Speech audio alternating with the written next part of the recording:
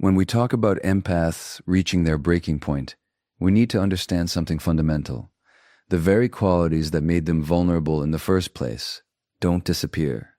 They transform. Transformation is perhaps the most underestimated force in any toxic dynamic. Think about what an empath has been doing throughout their entire relationship with a narcissist. 2. They've been reading the room with extraordinary precision. They've been tracking micro-expressions, vocal tones, body language shifts. They've developed an almost supernatural ability to predict the narcissist's moods, to sense when a storm is coming, to navigate the emotional minefield with the skill of a master cartographer. This isn't a conscious choice. It's a survival mechanism. The empath has become fluent in the narcissist's emotional language out of sheer necessity. But here's what the narcissist fundamentally misunderstands. They believe the empath is reading them in order to serve them, to please them, to maintain harmony at any cost. They interpret the empath's attentiveness as submission, their sensitivity as weakness, their accommodation as proof of their own superiority. This is a catastrophic miscalculation, because when an empath reaches that critical threshold, that moment where something inside them fundamentally shifts, all that accumulated knowledge doesn't evaporate. The database is complete. Time after, years of observation, pattern recognition, and emotional intelligence have created a comprehensive psychological profile. The empath knows which words land like daggers, which silences create the most discomfort, which boundaries will trigger the most desperate responses. They understand the narcissist's fears at a level the narcissist may not even understand themselves. This is where the danger lies, not in cruelty. Empaths who reach their limit rarely become cruel, but in precision. They know exactly where the narcissist is most fragile because they've spent years being the one who protected those fragile places. They know which truths the narcissist has worked hardest to avoid. They know the difference between the public persona and the private reality because they've been the audience for both performances. What makes this particularly potent is that the empath isn't driven by a desire to destroy. They're driven by a need for truth and self-preservation. This gives them a kind of moral clarity that's devastating in its simplicity. They're not trying to win an argument or prove a point. They're simply done participating in a lie.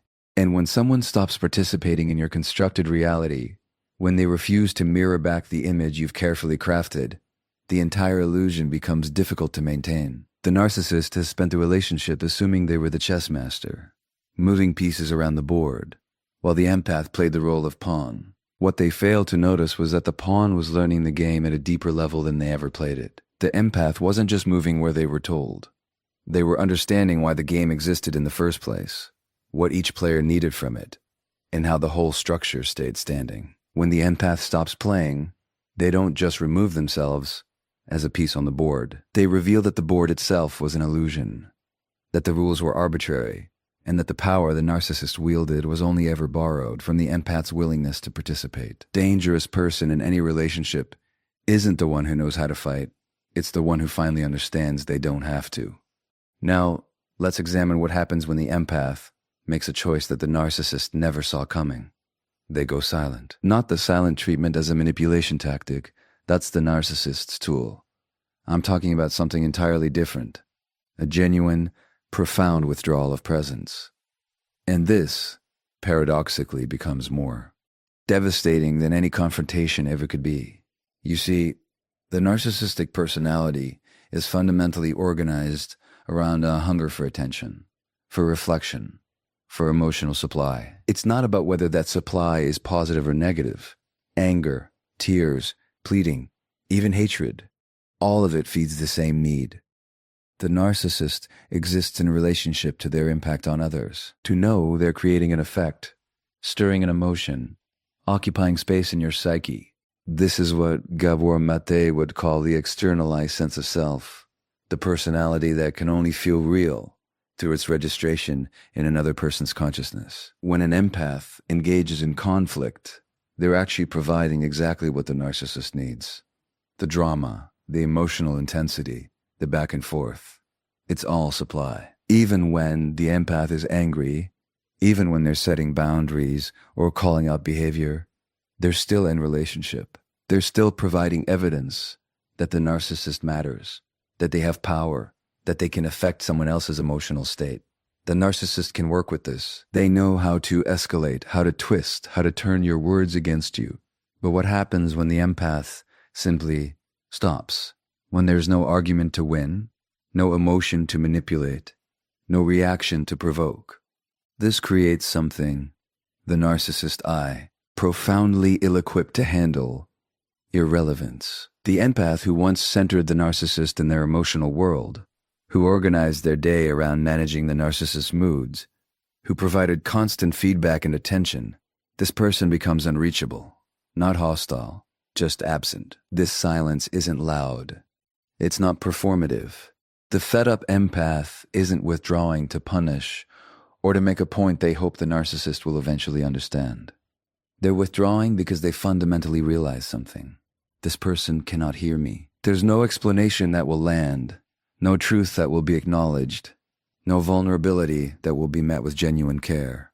The empath stops talking because they've accepted, often painfully, that meaningful communication was never possible here. What makes this particularly unbearable for the narcissist is that they can't fight against it.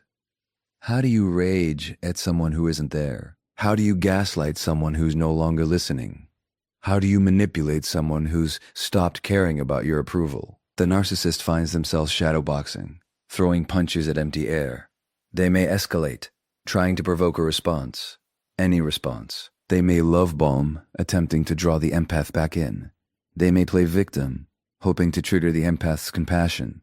But if the empath has truly withdrawn, none of it works. This is when the narcissist experiences something close to panic, because without an audience, without someone to validate their constructed self, they're left alone with the truth they've spent their entire life running from: the emptiness inside. The empath's presence was filling that void. Their absence exposes it. The cruelest thing you can do to someone who feeds on your attention isn't to hate them. It's to genuinely stop caring whether they exist at all. There's a particular transformation that occurs in the empath that represents perhaps the most fundamental shift in the entire dynamic: the establishment of boundaries that are no longer negotiable. And we need to understand what this really means, because it's not simply about saying no more often. It's about a complete restructuring of the psychological architecture. For years, the empath operated with what we might call permeable boundaries. They absorbed the emotions of others, took on responsibilities that weren't theirs, said yes when everything in their body was screaming no. This wasn't weakness. It was conditioning. Most empaths learned very early in life that their worth was tied to their usefulness, their lovability connected to their accommodation. They learned to override their own internal signals, to prioritize others' needs over their own nervous system's clear messages about what felt safe and what didn't. Narcissists learned to exploit this permeability brilliantly. They discovered that if they pushed hard enough, cried convincingly enough, raged intensely enough, or withdrew coldly enough, the empath's boundaries would soften. The no would become maybe, and maybe would eventually become yes. Every time this happened, the narcissist learned that boundaries weren't real. They were just obstacles to be overcome with the right amount of pressure. But something happens when an empath reaches their breaking point. The boundaries that were once flexible, almost apologetic in their gentleness, become what I can only describe as a fortified wall. And this isn't about aggression or cruelty. It's about survival. The empath has finally internalized a truth that changes everything. Compassion without boundaries is self-destruction. This is a profound psychological shift. The empath is no longer trying to make the narcissist understand why the boundary exists. They're not explaining, justifying, or defending their limits. There's no negotiation, no room for debate. When they say, "I won't tolerate this behavior," they mean it with a finality that's new. When they say, "I'm not available for that," there's no guilt attached, no opening for manipulation. The decision has been made at a level deeper than the conversation itself. What makes this so dangerous to the narcissist is that all their usual tools suddenly stop working. The guilt trips that once reliably moved the empath, they land on stone. The accusations of being selfish, cold, or cruel, The empath has done enough internal work to know these are projections, not truths. The threats of abandonment? The empath has realized that losing this relationship might actually be the path to finding themselves. The love bombing? The promises of change? The empath has seen this cycle too many times to believe it anymore. This is what happens when someone finally understands that they can be compassionate towards someone without being available to them. They can wish someone well from a distance. They can recognize someone's pain without feeling obligated to fix it. The empath discovers that no is a complete sentence, that their peace is not negotiable, and that protecting themselves isn't selfishness. It's self-respect. The narcissist, who built their entire strategy on the empath's inability to hold firm boundaries, suddenly finds themselves facing something immovable. And because their whole relational template depends on breaking down resistance, they have no framework for dealing with a boundary that simply won't budge. They can't charm their way through it, manipulate around it, or break it down with pressure. A boundary isn't mean. It's just the place where your responsibility for yourself begins, and our responsibility for others ends. What we're really talking about here is a system. A relational system that requires both parties to play their assigned roles for it to function. The narcissist can only maintain their position of power if the empath continues to participate in the dynamic. Empath finally understands this when they see the whole game board from above rather than from their position as a piece being moved around on it. Something remarkable happens. They stop playing altogether. This is fundamentally different from fighting back. Fighting back is still engagement. It's still giving energy to the system. When you defend yourself against false accusations, you're accepting the premise that you need to defend yourself. When you try to prove your worth, you're accepting that your worth is on trial. When you explain your position over and over, you're accepting that this person is a reasonable judge of your truth. The fed-up empath realizes something liberating and devastating all at once. None of this was ever real dialogue. It was theater, and they were the only one who didn't know they were performing. Think about what the narcissistic dynamic requires. It needs the empath to chase when the narcissist withdraws. It needs the empath to prove their love, demonstrate their loyalty, earn their lace. The whole structure depends on the empath believing that if they just try hard enough, communicate clearly enough, love purely enough, the narcissist will finally see them, hear them. This hope is the fuel that keeps the machine running. When the empath stops hoping, the machine breaks down. They're no longer chasing, so there's no chase dynamic. They're no longer explaining, so there's no word twisting to be done. They're no longer trying to prove anything, so there's no test to fail. The empath has stepped out of the courtroom where they were perpetually on trial for crimes they didn't commit, and their departure reveals something crucial.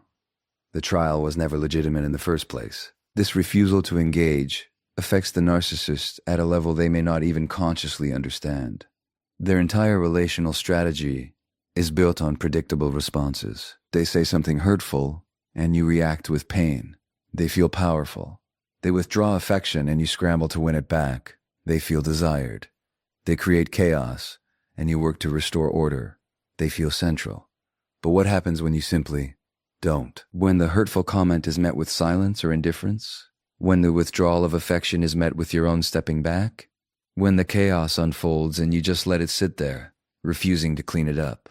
The narcissist finds themselves performing to an empty theater, and a performance without an audience loses its meaning. They can't manipulate someone who's no longer invested in the outcome. They can't gaslight someone who's stopped seeking their validation of reality. They can't control someone who's genuinely detached from needing their approval. This is perhaps the empath's greatest act of power. Not the power to hurt back, but the power to become genuinely uninterested in the drama. To look at the chaos and feel nothing but relief that it's no longer their responsibility to manage. To hear the manipulations and recognize them as background noise from a world they've already left. You can't lose a game you're not playing, and you can't be controlled by someone whose opinion of you has become irrelevant. Here's where we arrive at something that might seem paradoxical at first. The empath's most powerful response to the narcissist isn't revenge in any traditional sense.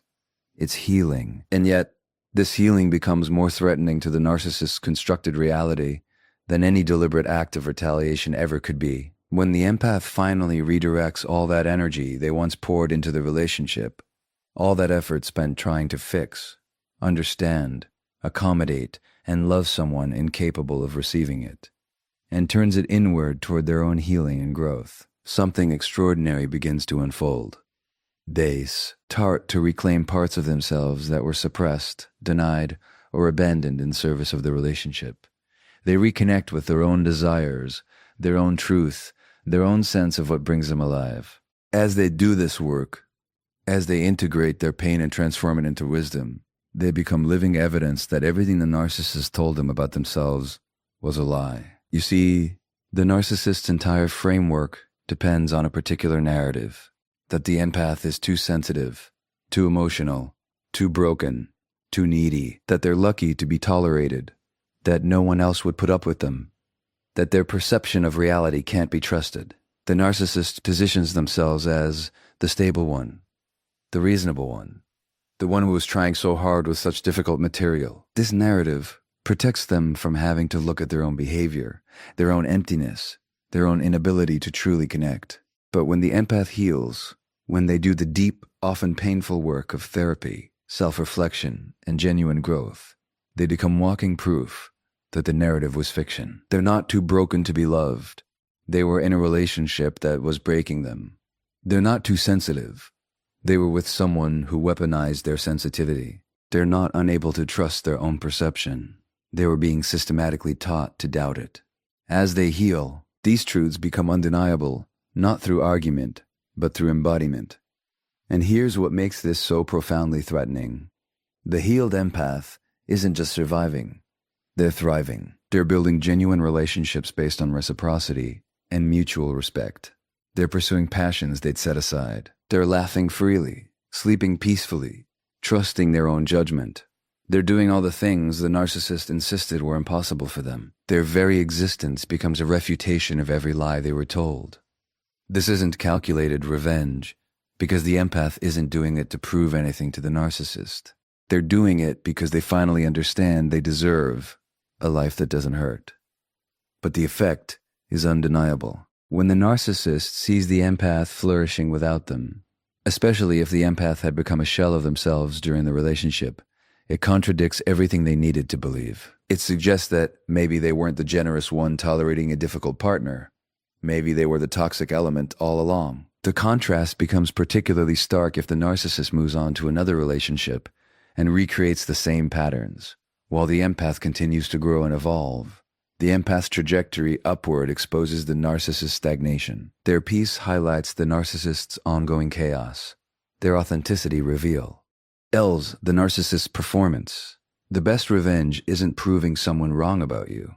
It's becoming so fully yourself that their opinion ceases to matter at all. There's a final dimension to this transformation that extends beyond the individual healing journey, and it represents perhaps the narcissist's greatest long-term vulnerability. The empath who has awakened doesn't just save themselves. They become a beacon for others who are still lost in the fog of similar dynamics, and in doing so, they fundamentally alter the narcissist's ability to operate in the shadows. For years, maybe decades, the empath protected the narcissist's reputation. Not consciously, not deliberately, but through silence. They made excuses for bad behavior to friends and family. They hid the bruises, emotional if not physical. They painted a picture to the outside world that allowed the narcissist to maintain their carefully curated image. The empath absorbed the private cruelty and reflected back only the public charm. Protection was part of the dynamic, part of what allowed the narcissist to move through the world without consequence. But something shifts when the empath breaks free and begins to heal. They start to understand that their silence was complicity, that their protection of the narcissist's image came at the cost of their own truth. And more importantly, they recognize that their silence might be enabling the narcissist to harm others. This realization carries a moral weight that changes everything. The healed empath begins to speak, time itself cause and difficulty, not from a place of vengeance or bitterness, though there may be anger in the process, healthy anger, the kind that says, "This was not acceptable." They speak from a place of truth-telling, of naming what happened without embellishment or exaggeration. They say things like, "This is what I experienced. This is how I was treated. This is what this pattern looked like in my life." And crucially, they say, if you're experiencing something similar, you're not crazy, you're not imagining it, and you don't have to stay. This truth-telling is dangerous to the narcissist in ways that go far beyond the original relationship, because narcissists rely heavily on finding new supply, new empaths who don't yet know the pattern, who still believe the charm, who haven't yet learned to recognize the red flags. But when previous partners start speaking openly about their experiences, when they illuminate the patterns and tactics, when they help others develop a vocabulary for what's happening to them, the pool of available targets begins to shrink. The awakened empath becomes what we might call a pattern interrupter. They're the voice that says, "I've seen this before. I know how this story goes, and I'm here to tell you that you deserve better." They write about their experiences, they share resources, they validate others who are just beginning to wake up. They become living proof that escape is possible, that healing is real, that life after narcissistic abuse can be fuller and richer than life before it. What makes this particularly potent is the empath's inherent credibility. These aren't people prone to drama or exaggeration. They're the ones who gave chance after chance, who tried everything to make it work, who blamed themselves first. When someone like this finally speaks up and says, "This person is harmful," people listen. Their restraint throughout the relationship, their reluctance to speak ill of others, their demonstrated capacity for empathy, all of it lends weight to their testimony when they finally break their silence. The narcissist can survive one empath waking up, but they can't survive a community of awakened empaths lighting the way for others still in darkness.